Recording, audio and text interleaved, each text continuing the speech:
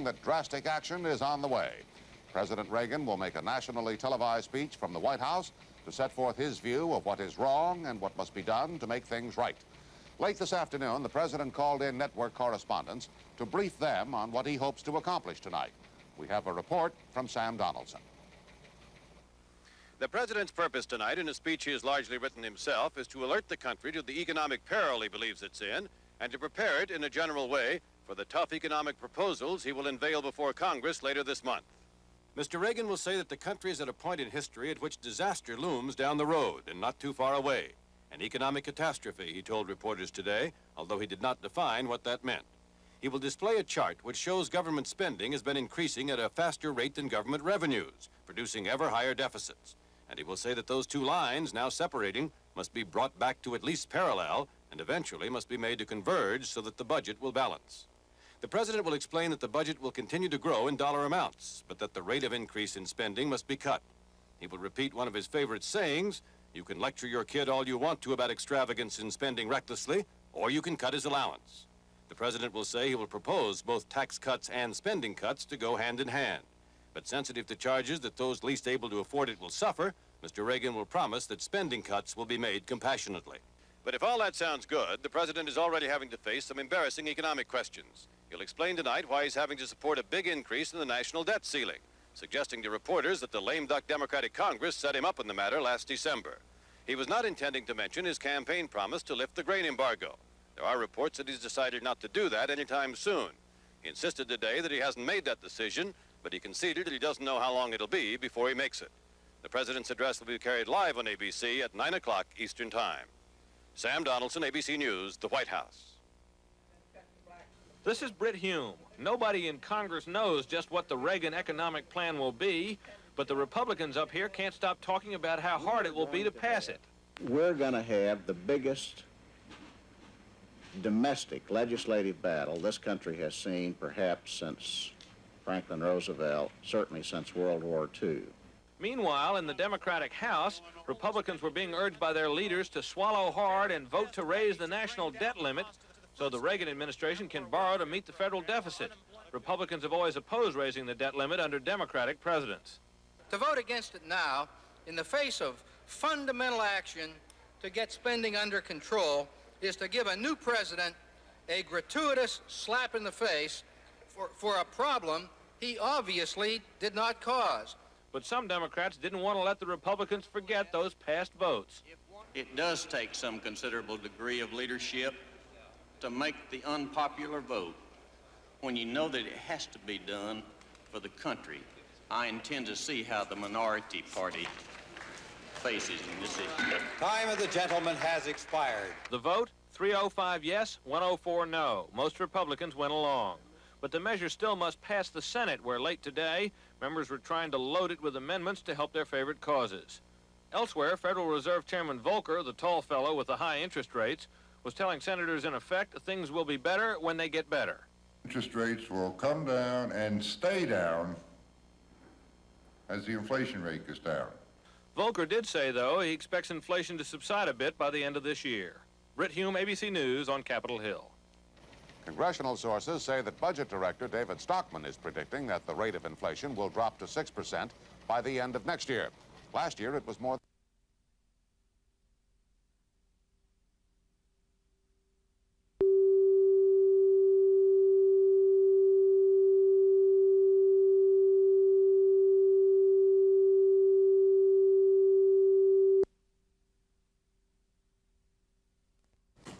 This is Sam Donaldson. They gathered at the White House today, cabinet officers, including Weinberger of Defense, economic advisors, including Stockman, the axe-wielding budget director, to meet with the president and complete the review and approval of budget cuts. And except for a few outstanding items, that's what they did. The inflation news is likely to get even worse.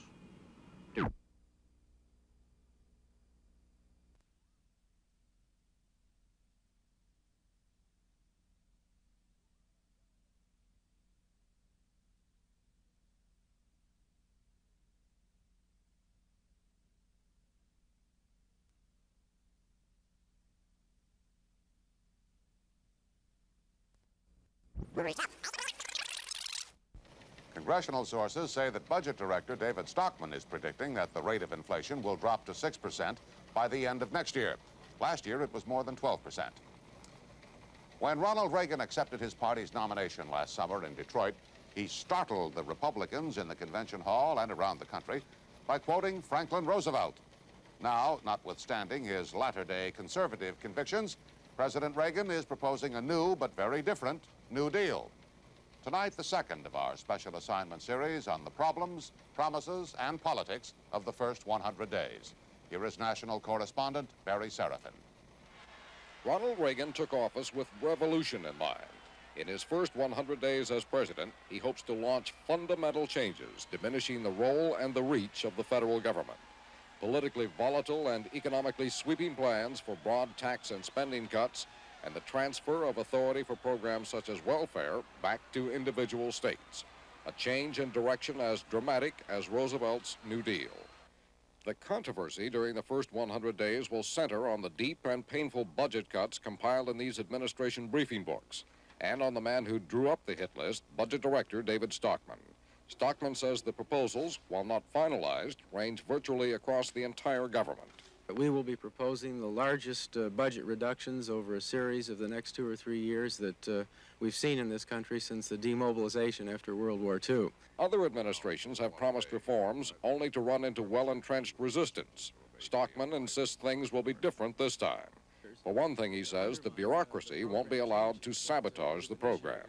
We intend to get control of that and make it clear that the American people elected Ronald Reagan president to make these reductions and that he is going to call the shots. But the fiercest resistance is likely to come from groups which will be directly affected, directly hurt by the proposed budget cuts. Literally millions of Americans could lose benefits. But for that to happen, Congress would have to change laws, and lobby groups are already gearing up to fight such changes. For example, today, while admitting cuts were only rumors, the House Committee on Aging produced witnesses pleading that their benefits be spared. I'm asking you in Congress to please allow us old folks to keep our dignity. Please do not reduce these programs. While promising not to tamper with basic Social Security retirement benefits, the administration is expected to seek savings in other Social Security programs, such as minimum benefits, student tuitions, and disability insurance. Former HEW Secretary Wilbur Cohen, head of a coalition of 115 organizations defending such programs, has a blunt warning for Capitol Hill. There will be a terrible battle, and many people in the country will be very upset, and I would think it may have a very consequential impact in the congressional elections 2 years from now. Republicans hope that by spreading out the sacrifice, no one group will feel unfairly singled out. Once they understand that it's pretty much across the board, a lot of that firestorm may be delayed or may be put out. There will be some political sniper fire from congressional Democrats, but the defeat of leading liberals last November, the loss of a majority in the Senate and a philosophical majority in the House, plus a general disarray within the party, add up to a simple fact, according to one House Budget Committee Democrat. If anybody is out there at this point expecting that the Democratic Party is going to be able to save them from whatever they fear might be coming for Ronald Reagan, I would suggest to them that the votes got counted last November, and we ain't got the votes here. In cutting away at the budget, the administration's plan is to move quickly to take advantage of the president's political honeymoon and avoid having the budget package slowly nibbled to death on Capitol Hill. Mr. Reagan no sooner finished his presidential campaign before he began another campaign, wooing the members of Congress, including his extraordinary trip to Capitol Hill yesterday.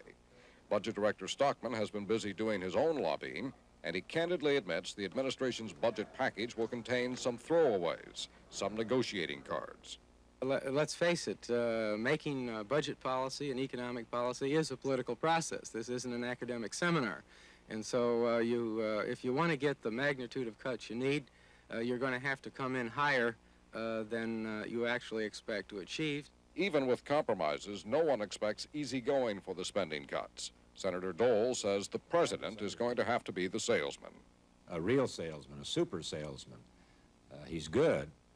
He's in the White House because of that. He's the best communicator in America. But this is really going to test that ability. The first test of Mr. Reagan's salesmanship will come in his televised speech tonight. The real test will begin in 2 weeks when his budget plan changes from speculation to fact. Barry Seraphin, ABC News, Washington. One more budget note. Navy Secretary John Lehman told Congress today that the United States has lost its naval superiority over the Soviet Union, and he said this country will need to spend substantially more to build up and modernize the naval fleet. ABC News Pentagon correspondent John McWethy has learned that earlier this week, the Soviets conducted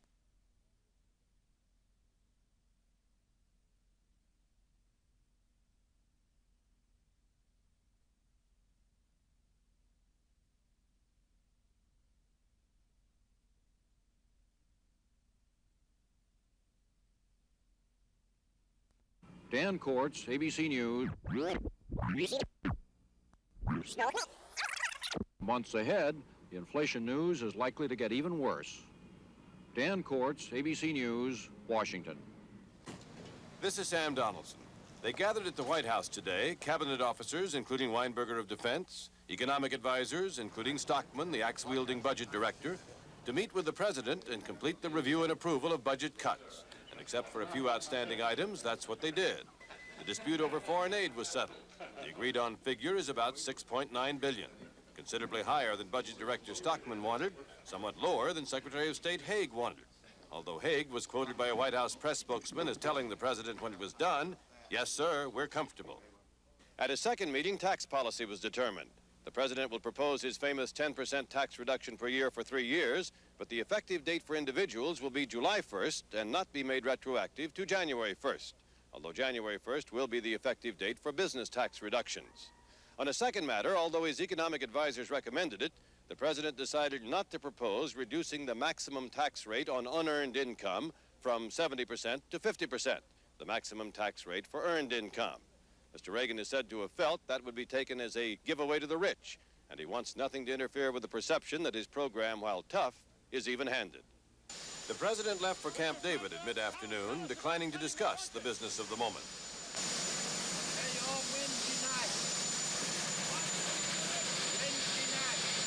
All right, Wednesday night. When he addresses Congress, it'll all be spread out.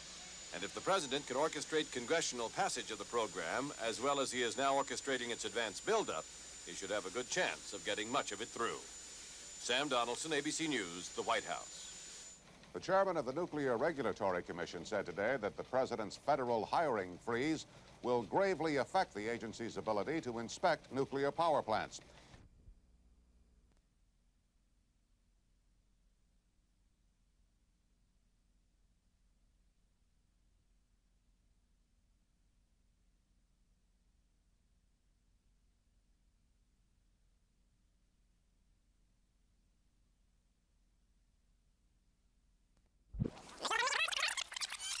From our desk in Washington, Frank Reynolds.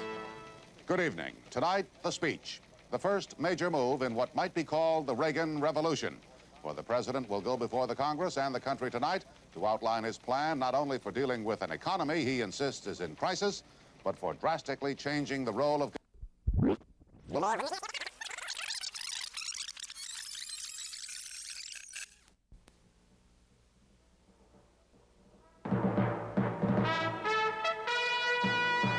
From ABC, this is World News Tonight, with Peter Jennings at the Foreign Desk in London, Max Robinson at the National Desk in Chicago, Part 3 in a special assignment series, the U.S. and the USSR, questions of war or peace.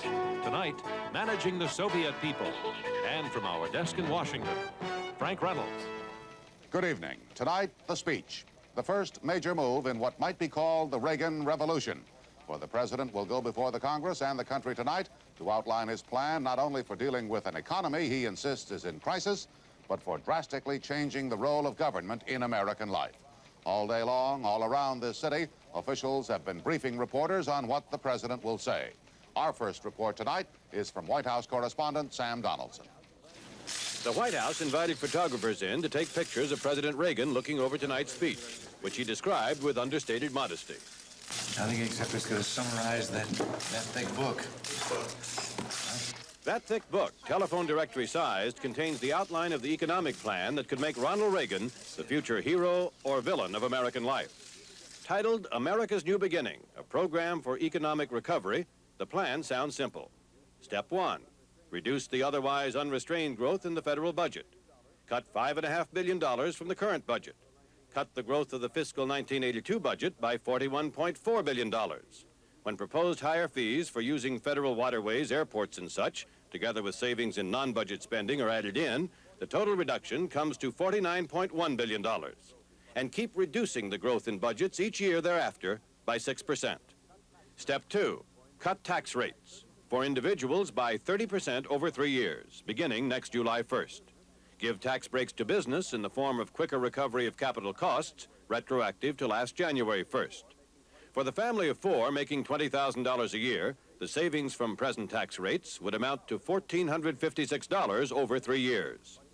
This plan, budget restraint and tax relief, would, according to the administration's calculations, result in a growth rate of 4 to 5%, a balanced budget by 1984, a drop in the inflation rate to 8.3% next year, to 6% by 1984, and a decline in the unemployment rate to 6.4% by 1984. Of course, there's no way of knowing whether this plan will work unless Congress approves it. And the catch there is approving the budget cuts, which run through 83 programs. For instance, food stamp eligibility would be tightened. Student loans would be harder to get. The growth of Medicaid would be capped. CETA public service jobs would be eliminated. Categorical grants to cities would be consolidated into block grants. Amtrak and post office subsidies would be reduced, meaning the public would pay more for those services. Even the dairy industry would lose some of its subsidy. The administration insists the truly needy will be protected. But the president has spent lots of time, as he did again today, preparing congressional leaders for the wrenching news and trying to solicit their support. Yeah, come to think of it, I'll explain it so well in my remarks that all you have to do is approve them. The president's remarks tonight will no doubt be widely approved. After all, he is a masterful communicator. But when the talking ends on Capitol Hill and the voting begins, Washington believes that not much of this plan will get through Congress without one heck of a fight. Sam Donaldson, ABC News, the White House. This is Dan Courts. With 8.5 million Americans unemployed, with the nation's basic industries in a slump, and with inflation at double-digit rates,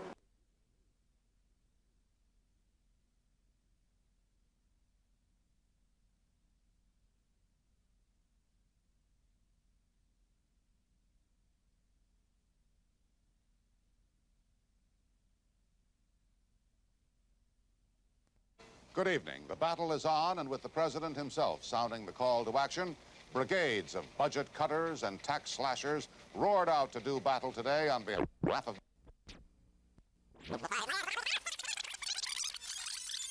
war.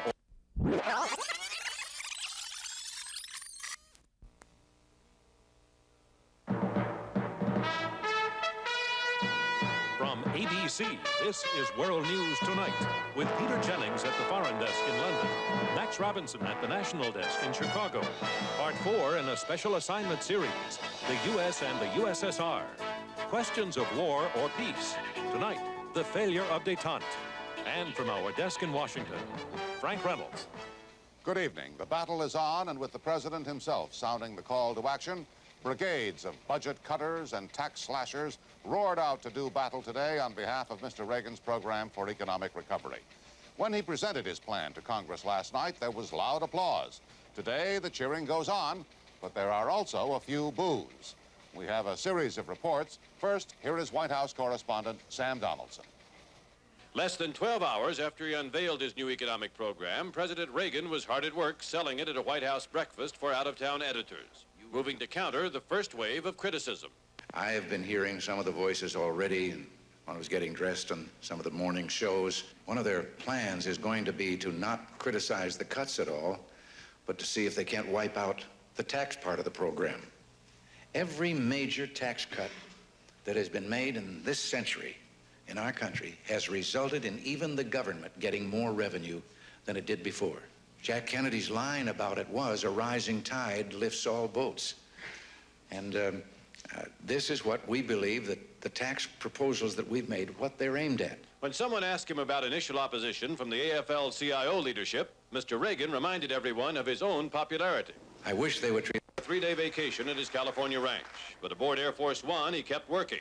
telephoning Senate Budget Committee Chairman Domenici to say he would like to see the $5.5 billion cut in this year's budget approved by April. Well, I thank you for accelerating this schedule. I hope the reconciliation bill can be moved quickly. And to reporters, he spoke of the favorable public response to his plan that has been coming into the White House. The big stack that I was handed last night, less than an hour after the speech, kind of put a lump in your throat with some of it. Will you be happy if you get some of what you want, but not all? Oh, 97% I could live with. At the Point Mugu Naval Air Station in California, the president was met by a crowd of well-wishers, which gave him an opportunity for one last sales pitch. We're grateful to be here and look forward to seeing you again, and hope that some of the things that we said last night are going to take place and take place very quickly. Then it was off to the ranch, the president believing he's gotten his new economic plan off to a good start. Sam Donaldson, ABC News, with the president in California. This is Britt Hume.